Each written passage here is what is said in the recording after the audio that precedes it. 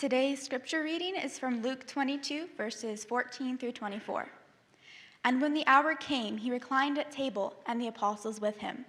And he said to them, I have earnestly desired to eat this Passover with you before I suffer.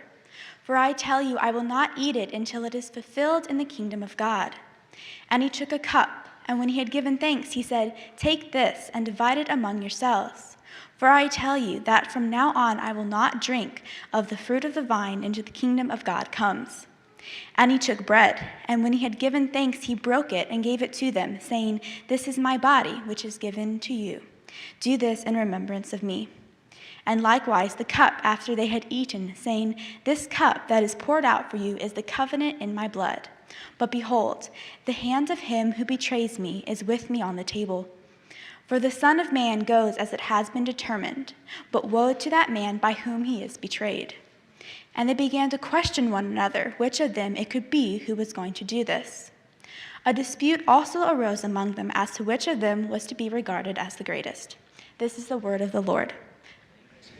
You may be seated. Okay, so show of hands. Who here thinks they're average? Anybody? You don't, come on, don't raise your hand. That's terrible. You don't have to do that. Like, nobody's like, I don't want to play this game, right? It feels so insulting to say, yeah, you know what? Actually, I'm kind of average. We don't like that. We don't like to think that way. Of course, like you do know, like the word average means that most of us, like just by very definition, like most of us are average, right? I mean, not me. I grew up watching way too many Disney movies to believe I'm anything but special. And many of you probably similarly. Like we have this sort of drilled into us, and we want to be great. Don't you want to be great at something? Great at work, or great at school, great at family, or great at friendship, great at golf, or great at whatever, right? We want to be great. It's normal. Of course you do. In fact, I'd say that's part of what it means to be made in the image of God. God is great. He made us to be like him. And of course, he made us with this desire for dominion and authority and for influence and contribution and passion. So the desire itself to be great, it's a good thing. It's from God. Now, of course, we know how that desire can lead us to terrible things at times. That's certainly true. But the desire itself is good. You want to be great. I want to be great. So go for it. Go out and be and do something great. Don't you wish it was that easy, right? You just decide to do it like, okay, well, I guess we should go do that now, right? But what if I told you that you really could be great, really could, truly great? And you don't have to have a 4.0 or run a company. You don't have to have the perfect family. You don't have to be the fastest, the smartest, the prettiest, the funniest. That you truly could be great. Would you be interested? It sounds like an infomercial, doesn't it? All this can be yours for just 4 payments of call now for your, we just like, it's ridiculous, right? I wouldn't believe it either if it didn't come from Jesus himself. For in this long story we're going to look at today, we just looked at a little tiny piece of it, right? Probably the most familiar part, the Lord's Supper. But this whole chapter, Jesus is showing us the source of true greatness. And it is available to you and to me and to anyone. So if you haven't already, go ahead and turn to Luke 22. Again, we just heard a few of those verses right in the middle. We're going to kind of walk through all 30 of these together, this long chapter, because Luke is trying to paint us a picture. He's trying to show us what's most important about Jesus as he gets closer and closer to the cross. So you have to go back at the very beginning verses of chapter 22. And keep in mind, right, we're in the last week of Jesus' life. So everything sort of slows down for all of the gospel writers. They really spend a lot of time unpacking this because this matters. Like what you do with your final week matters because Jesus knows where it's going.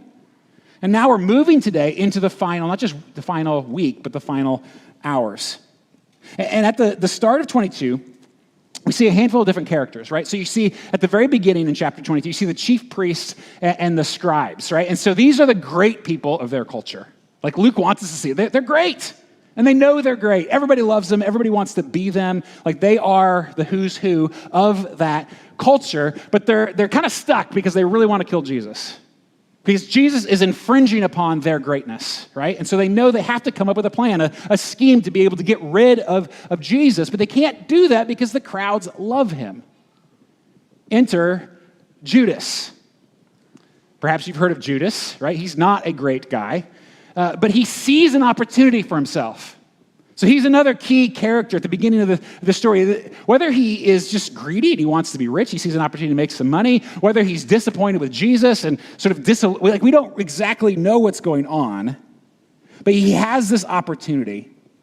And so he also has a plan for sort of his own greatness.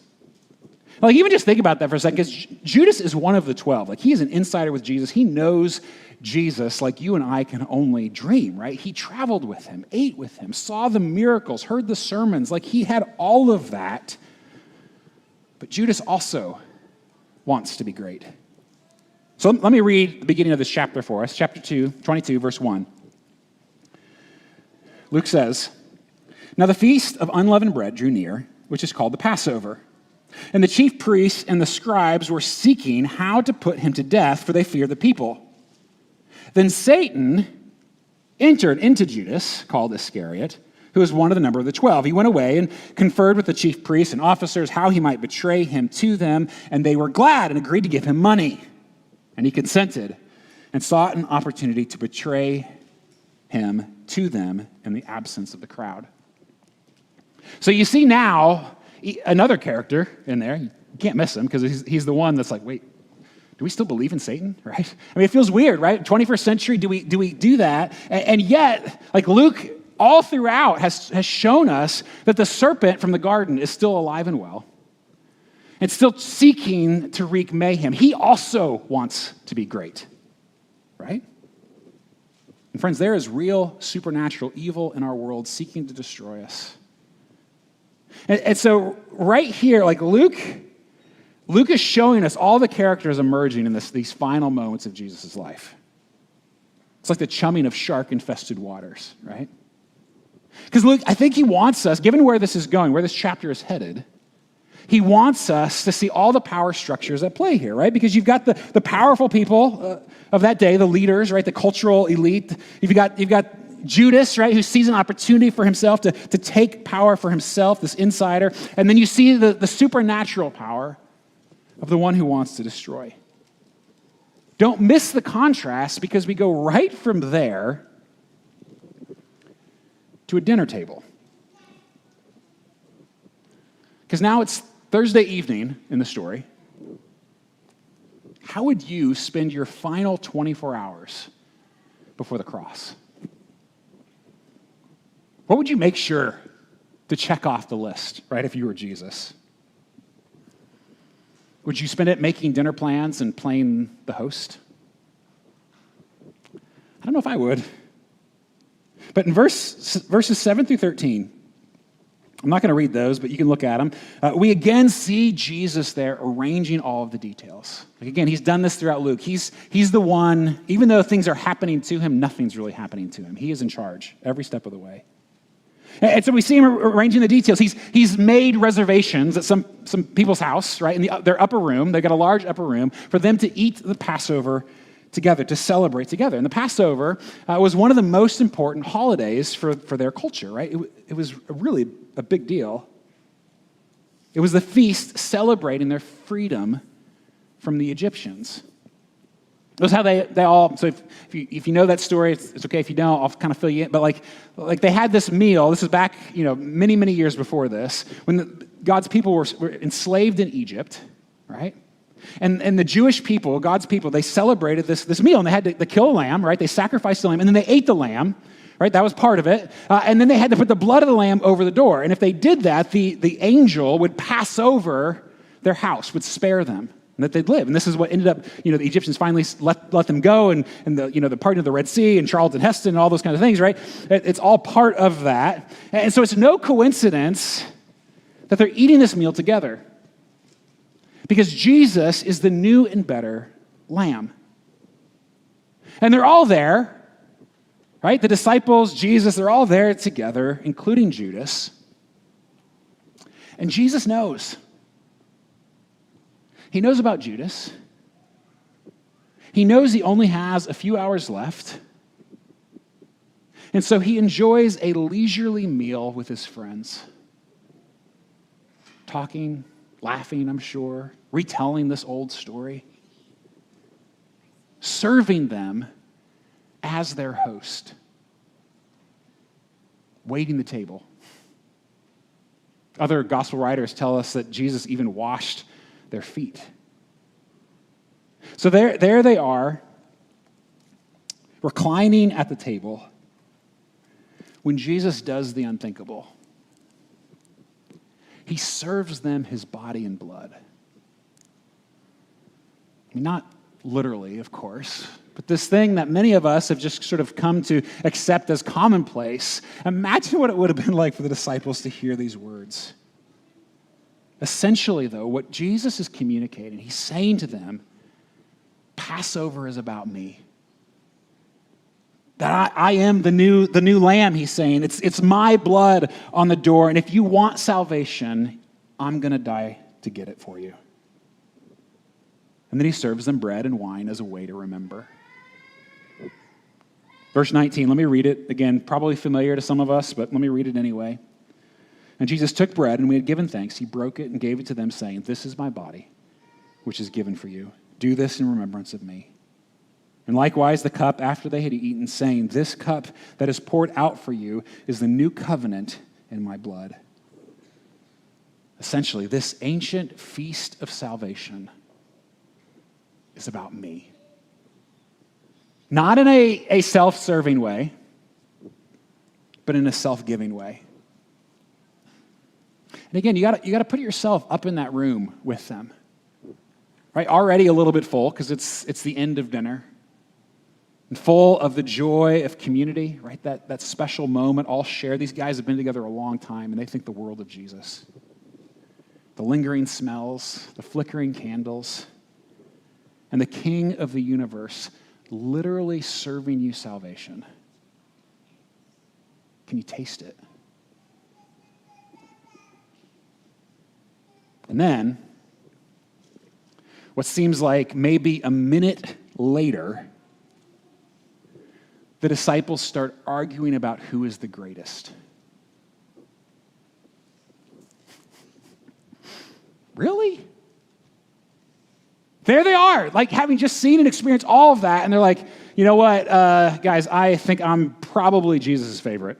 He's going to call me when we get into this new kingdom. I'm going to be his number 2. Like, you all are going to report to me because I'm Jesus' favorite. Like, that's literally what's happening in that moment. And then, like, no, I am. Like, they're arguing over this. They want to know who of them is going to have the most authority, who's going to have the most power, the most respect, the most influence, who is Jesus' favorite, who of them will be the greatest. Just like the religious leaders earlier on in chapter 22, just like Judas, just like Satan himself. And they think greatness comes through power, achievement. Jesus washes their feet, serves them dinner, basically says he's about to die in order to save him. Yeah, that's great, Jesus. Thanks for that. When can I get a promotion? Luke wants you to throw up a little bit right now, just so you know. Okay, it's on purpose. Like, Luke is telling this story in a very, very precise way, right? He wants us to feel it. You should feel disgusted right now. In fact, one of the reasons that I believe this story is true is, like, who would make it up, right? Like, why would you do that? If you're going to invent a legend about Jesus, you wouldn't make his disciples into terrible, terrible humans, right? But they're awful in this moment. The chapter began with the world's definition of greatness, and it's ugly. And then focuses in on Jesus' example of greatness, and it's beautiful. But then ends with his disciples completely missing it. And Luke wants his readers to ask the question, are we going to miss it too?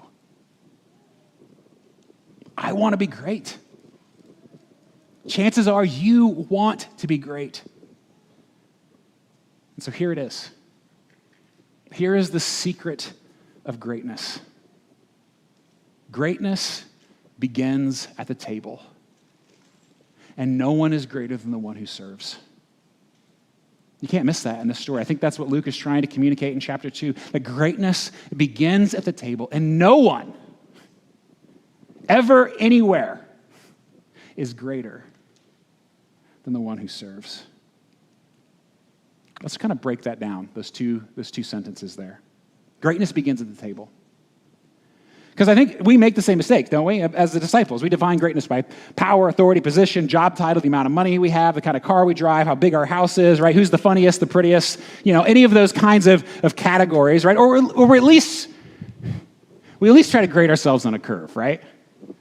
As long as I'm better than that guy, right? As long as my house is nicer than my brother's, as long as my boss likes me a little bit more than my coworkers, as long as my kids are smarter than, those kids, right? Then we're happy. Meanwhile, Jesus spends his final hours playing the waiter for a bunch of ingrates. Because greatness begins at the table. And I think there are three things we see in this story about how the table, okay, by table I mean communion, the Lord's Supper, Eucharist, however you want to call it, right? Three ways the table redefines greatness for us. The way it turns it upside down in Jesus' kingdom. Three things. First, greatness begins at the table, not with ruling, but with needing. Not with ruling, but with needing. So, like Jesus, he overhears the argument, like, I'm the greatest. No, I am. No, I am. And after, I'm sure he just sort of like lovingly rolls his eyes. Like, I just picture Jesus like, oh my gosh, who are these people, right? After he does that, I think out of love, look how it's described in verse 24. A dispute also arose among them as to which of them was to be regarded as the greatest. And Jesus said to them, the kings of the Gentiles exercise lordship over them, and those in authority over them are called benefactors, but not so with you. Rather, let the greatest among you become as the youngest, and the leader as the one who serves. For who is the greater, the one who reclines at table or one who serves? Is not the one who reclines at table? But I am among you as the one who serves. Because we think of greatness, same as the disciples, right? I mean, a lot's changed in 2,000 years. Not that much has changed in 2,000 years, right? We think of it as ruling, position, politics, authority, like this picture of power. So did they. And Jesus, he understands that. It's not that Jesus is naive. Like, he doesn't, like, what planet are you from, Jesus? Like, he knows. He says, yes, that's what the world does. Look at the Gentile leadership. Look at the kings of this world. Look at the authority and the power that they have. They have all of that. He knows.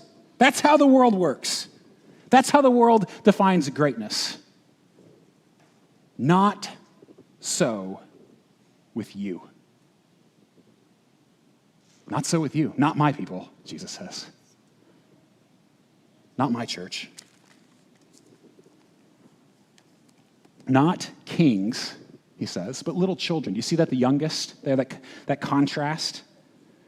The youngest, right? And he gives another contrast. Not the leader, but the servant, right? It's a picture of need, of desperation. That's, according to Jesus, that's where greatness is found. If you want to be great, it begins by seeing how needy you are. Like a child, like the youngest, not like the kings, but like a child.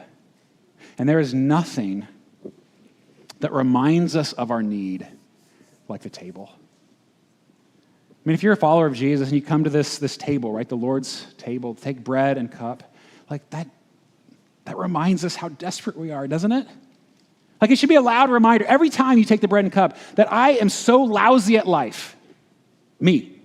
Like, I'm so broken, I can't figure out how to live my own life, that I need the God of the universe to come down from heaven, to become a man, to die on a cross for my sin, and then come out of the grave alive, that is the only way I can be rescued. I am that needy, that desperate, that broken. And greatness begins there. Not with the world's definition of power, but with our need. And if you recognize your need, Good news. You are on your way to greatness. But it doesn't stop there, okay? Because Jesus, he meets our need. So that's just the first thing. Second, greatness begins at the table not with earning, but with receiving. Not with earning, but receiving. That's a hard one for us as well, isn't it? Because you and I, we're so used to earning everything, or at least thinking that we have to earn everything, right? You have to earn a living, you have to earn respect. Many of us feel most of the time that we have to earn the love of the people around us, right? The affirmation, the kindness, like nothing is free. And so we work and we work and we work, right? We give so much of our lives, our energy, just to be able to get these things, to earn these things. Is it any wonder we're so exhausted? I mean, just like the disciples, right? They're trying to earn their place at the table. As if following Jesus is like some terrible episode of Survivor.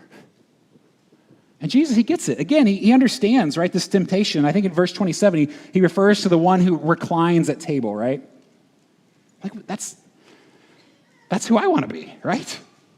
Like, I want to earn my place where I can sit back and relax and have all the other people serve me, right, meet my needs. Like, that's how I'll know if I've made it, right? The person who reclines at the table. Trouble is, that's not what Jesus does. Jesus is the waiter in this story. Not only the waiter, he's the lamb of sacrifice, serving up salvation. Not only does the table expose our need, that there is nothing we can do to earn it. The table, I mean, it also shows us how much we've received. How truly loved we are. Because yeah, again, the table, it reminds us that you are that messed up. I'm that messed up. I'm that broken. Jesus had to die in order to save me. But it also shows us loud and clear that we are that loved. Because he did it gladly. And you don't have to earn it. You don't have to be good enough. You don't have to clean yourself up for him to notice you, to want you. You simply have to receive him. This is my body for you. This is my blood for you. You can't earn greatness. Stop trying to. But you can receive it. That's the second thing. Greatness begins at the table first, right? Not with ruling, but with needing. Not with earning, but with receiving. And finally, not with comparing, but with serving. Not with comparing, but serving. Man, we compare, don't we? Who's more successful? Who's funnier, better looking, right? Who has more stuff, cooler kids, whatever. Like you name it, we're going to find a way to compare it, right? And comparison, though, is death, people. Like you'll never be satisfied if you're stuck there in comparison. I think that's what the disciples are doing. They're just comparing with one another. Like, I don't think they actually want to be great. They just want to be greater, right, than the person sitting next to them. Because that's even kind of how it comes out in verse 24, right? A dispute also rose among them as to which of them was to be regarded as the greatest. They're just looking around the table, right, trying to figure out, well, I'm better than that guy, right? But the table removes any possibility of comparison.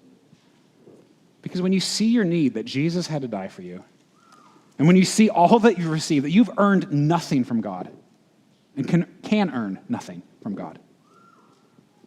If that's true, you can't compare anymore. Because it's all been given to us. And when that's true, we are free to serve. Because you don't have to go out and get it for yourself. You don't have to protect your rights or your desires. Like, you don't have to go out and just grab the good life. No, because it's been given to us by our God, by our loving Heavenly Father. And when that's true, we can pour ourselves out for others. We can give to others. We can serve to others. You don't have to rule anymore, right? You don't have to be in charge. You don't have to earn. You don't have to have power or riches or comfort or respect. And once the table begins to break us of those old habits, we can serve. And who does Jesus say is the greatest? It's the one who serves. According to Jesus, no one is greater than the one who serves. No one. So again, Jesus, he's not against greatness. He's just redefining it for us. He's throwing everything upside down for us. That if you want to be great, truly great in his kingdom, all you have to do is serve. What are the implications of that? I think for one, students, or maybe not just students, but if you're thinking of a career change, you're trying to figure out, what to do with the rest of your life or when you grow up, right? So instead of just thinking through, okay, where am I going to make the most money?